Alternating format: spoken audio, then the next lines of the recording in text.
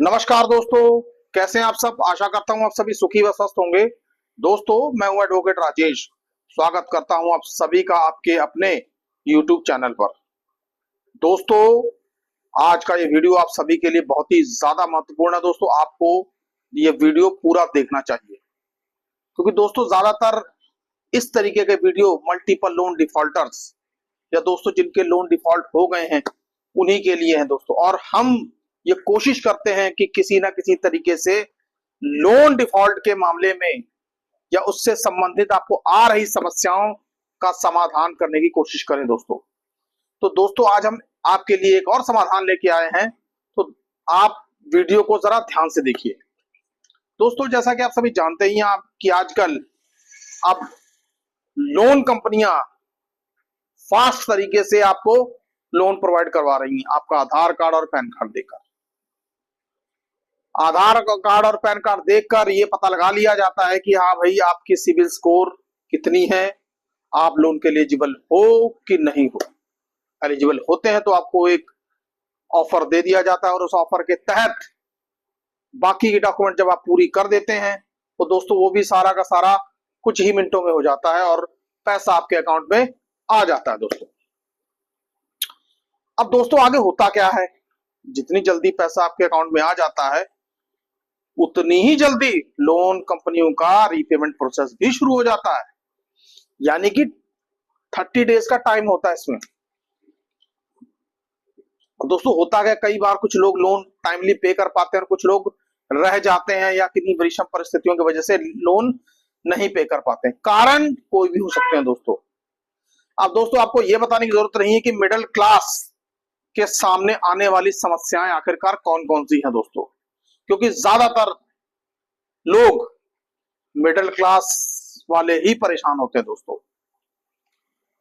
तो दोस्तों, अब जिनके लोन डिफॉल्ट होना शुरू कर देते हैं दोस्तों, वो पहले एक लोन को बचाने के चक्कर में या सिविल स्कोर को बचाने के चक्कर में दूसरा ले लेते हैं, दूसरे को तीसरा, तीसरे को चौथा, ऐसे ऐसे करते करते वो मल्टीपल लोन डिफॉल्ट के शिकार हो जाते हैं दोस्तों। मल्टीपल लोन के, सॉरी। फिर क्या होता है कि एक समय ऐसा आता है कि इनकम और लोन की ईएमआई बहुत फर्क आ जाता है। अब लोन की ईएमआई पहुंच जाती है पहाड़ के रूप में और इनकम उतनी की उतनी ही। अब उसमें घर भी चलाना है, लोन की ईएमआई भी देनी है, कहां से दें। नतीजा लोन डिफॉल्ट। उसके बाद शुरू होता है लोन कंपनियों का तांडव। अब दोस्तों, लोन कंपनियां उस लोन डिफॉल्टर के ऊपर ऐसा तांडव मचाती हैं कि बेचारा लोन धारक ये सोचता है कि कहीं मैंने लोन लेकर कोई गलती तो नहीं कर डाली या मैंने कोई पाप कर लिया।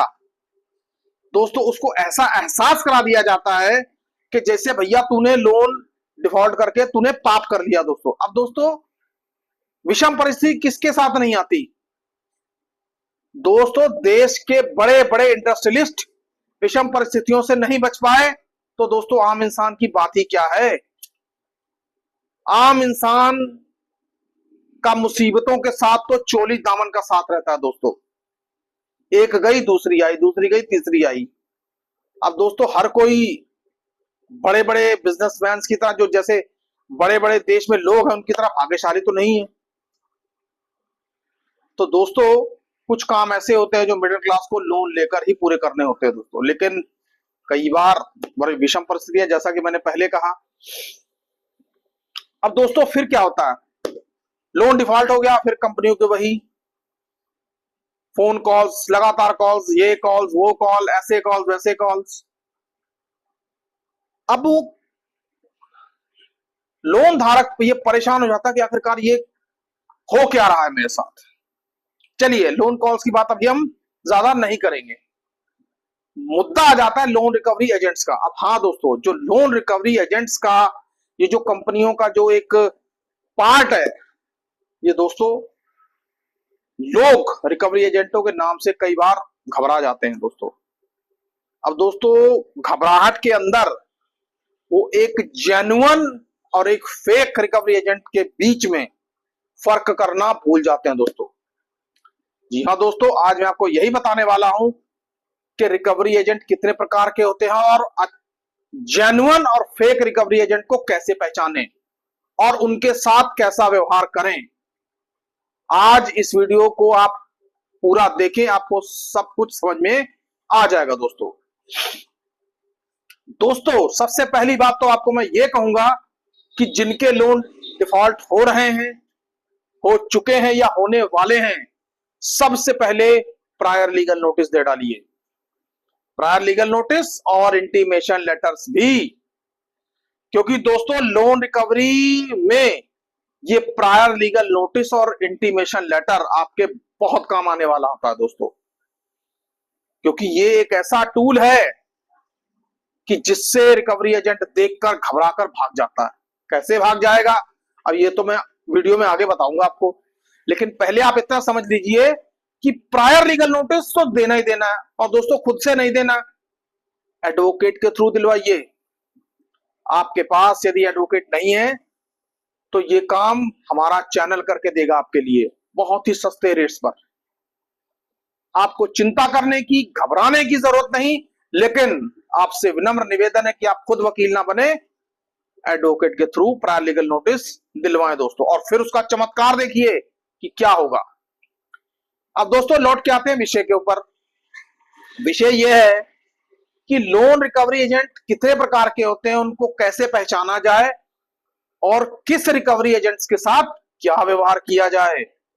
तो दोस्तों सबसे पहली बात, लोन रिकवरी एजेंट होते हैं दो तरीके के। एक तो वो जो किसी कंपनी के साथ एसोसिएटेड होते हैं, 50 घंटे का डीआरए की ट्रेनिंग पूरी करते हैं, प्रॉपर उनकी सारी ट्रेनिंग हुई होती है, उनको ये मालूम होता है कि कंपनी में हमें किस तरीके से बिहेव करना है, क्लाइंट्स के साथ कैसे बिहेव करना है।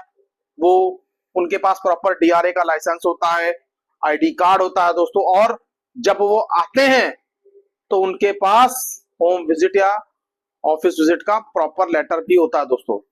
और दोस्तों आप मानिए इस बात को कि ऐसे रिकवरी एजेंट जिनके पास ये सब कुछ होता है, वो कभी भी आपके साथ बदतमीजी से बात नहीं करेगा। वो हमेशा आपको सिर्फ याद दिलाने आएगा कि सर आपकी ईएमआई बाउंस हो गई, आपका पैसा कंपनी को देना है, आप पैसा कंपनी को दे दीजिए। अगर आप नहीं देंगे तो आपके ऊपर कंपनी कानूनी कार्रवाई भी कर सकती है। इसके लीगल कॉन्सिक्वेंसेस आपके लिए ठीक नहीं होंगे। वो और बात है दोस्तों कि कंपनियां नोटिस भेजती रहती हैं और आप उसके जवाब देते रहते हैं, वो और बात है। लेकिन दोस्तों ऐसा रिकवरी एजेंट जब आपके पास आएगा, आपके साथ बड़ी नम्रता से बात करेगा, बड़े प्यार से बात करेगा, या नॉर्मल वे में बात करेगा, आपको इंटीमेट करेगा, कभी भी आपके साथ बदतमीजी नहीं करेगा। उसको पता है कि मैं जेन्युइन वे में आया हूं, परमिशन मेरे पास है, तो क्लाइंट के साथ मुझे किस तरीके से हम्बलनेस से बात करनी है दोस्तों। तो आपका भी फर्ज बनता है कि यदि इस तरीके का कोई रिकवरी एजेंट आपके पास आ जाता है, बड़े प्यार से बात करता है, तो उसके साथ आपको दबंगई दिखाने की जरूरत नहीं है। प्यार से आप भी बात करिए, प्यार से डील करिए, और यदि आपने प्रायर लीगल नोटिस दिया हुआ होगा या इंटीमेशन लेटर दी हुई होगी, उसको दिखाइए कि सर देखिए हमने आपकी कंपनी को प्रायर लीगल नोटिस दिया हुआ है या इंटीमेशन लेटर दिया हुआ है, आप चाहें तो इसके इंटीमेशन लेटर के ऊपर साइन करके दे दीजिए। अब दोस्तों यदि वो जेन्युइन है तो वो इंटीमेशन लेटर पर साइन करके दे देगा, क्योंकि उसको किसी बात का डर नहीं होगा। और दोस्तों वो ये देख के चुपचाप वहां से चला जाएगा, वो समझ जाएगा कि आपकी कंपनी के साथ कानूनी लड़ाई शुरू हो चुकी है। अब दोस्तों अब आ गया दूसरा। अब दूसरे रिकवरी एजेंट्स ऐसे होते हैं जिनके पास ना आई कार्ड होएगा, ना जिनके पास डीआरए का लाइसेंस होएगा, और जिनके पास किसी प्रकार की कोई परमिशन नहीं होती। दोस्तों ऐसे रिकवरी एजेंटों को यह कह के भेजा जाता है कि बस आपने जाना और पैसे लेके आने। यूं कह लीजिए कि ये कुछ ऐसे रिकवरी एजेंट जिनको दबंग टाइप का बनाकर भेज दिया जाता है, जैसे स्पोर्ट्स शूज, जीन्स, मसल डार्म्स और हल्की हल्की दाढ़ी, ताकि सामने वाला देख के डर जाए, यार क्या खतरनाक लोग है दोस्तों। तो इस तरीके के जो रिकवरी एजेंट्स होते हैं, इनके पास कुछ नहीं होता। ये लोगों को डराते हैं, धमकाते हैं, गालियां गलौज करते हैं दोस्तों। तो दोस्तों ऐसे रिकवरी एजेंट्स के साथ सबसे पहले उनको ये दिखाइए, आप अपना प्रायर लीगल नोटिस और इंटीमेशन लेटर पर साइन करने के लिए कहिए। दोस्तों, अगर वो जेन्युइन नहीं है तो कभी भी साइन नहीं करेगा। वो कोशिश करेगा कि आपके साथ बहस की जाए, लड़ाई झगड़ा की जाए, अबे तबे तू तड़ाक की जाए। दोस्तों, अब दोस्तों, अब सवाल ये पैदा होता है कि आखिरकार ऐसे लोगों के साथ बर्ताव कैसा किया जाए। अब दोस्तों, जैसा कि मैंने पहले बताया कि अगर जेन्युइन रिकवरी एजेंट आएगा तो उसके साथ तो आपको पोलाइट बिहेव रखना है, कभी भी बहस नहीं करनी है, उल्टा सीधा कुछ नहीं बोलना आपने। और हाँ, यदि नंबर 2 रिकवरी एजेंट आता है तो दोस्तों, पहले तो आप अपनी आंखें लाल कीजिए और उसकी भाषा का जवाब, हार्श लैंग्वेज का जवाब हार्श लैंग्वेज से दीजिए। लेकिन दोस्तों, हमें हिंसा नहीं करनी, और ज्यादा दबंगई दिखा रहा है, गाली गलौज करने की कोशिश कर रहा है या लड़ाई झगड़ा करने की कोशिश कर रहा है तो सीधे सीधे पुलिस कंप्लेंट कीजिए। और दोस्तों, पुलिस जब आएगी आप उनको बताएंगे कि आरबीआई की इसने कोई गाइडलाइन फॉलो नहीं की और ये हमारे साथ बदतमीजी कर रहा है, गलत गलत व्यवहार कर रहा है, जेन्युइन नहीं है, गुंडा है ये। दोस्तों, यकीन मानिए 5 मिनट लगेंगे, पुलिस उसको वहां से ले जाएगी। और आप ये मत सोचिए कि आपने लोन लिया तो पुलिस आपके पीछे पड़ जाएगी। दोस्तों, लोन ना चुका पाना एक अलग बात है, लेकिन उसकी आड़ में लोन कंपनियां आपके अधिकारों का हनन नहीं कर सकती। दोस्तों, ऐसे लोन रिकवरी एजेंटों को वहां से भगाइए। थोड़ा सा आप भी हिम्मत दिखाइए, दिखानी पड़ेगी दोस्तों। और मैंने जैसा कि कहा कि प्रायर लीगल नोटिस दीजिए। ये प्रायर लीगल नोटिस और इंटीमेशन लेटर आपको ऐसी ही स्टेज पे काम आएंगे दोस्तों, लोन सेटलमेंट करवाने के काम आएंगे दोस्तों, कंपनियों को लीगल एक्शन लेने के बारे में सोचने के काम आएंगे दोस्तों। कंपनियां सोचने में मजबूर हो जाएंगी कि क्या हम इसके ऊपर लीगल एक्शन लें या सिर्फ सेटलमेंट करके मामला खत्म कर दें। दोस्तों, आज का ये वीडियो लोन रिकवरी एजेंट कितने प्रकार के होते हैं, उनके साथ हमें कैसा व्यवहार करना चाहिए, उनको कैसे आइडेंटिफाई करना चाहिए, इस पर था दोस्तों। आपको ये वीडियो कैसा लगा कृपया कमेंट बॉक्स में कमेंट करके मुझे जरूर बताएं दोस्तों।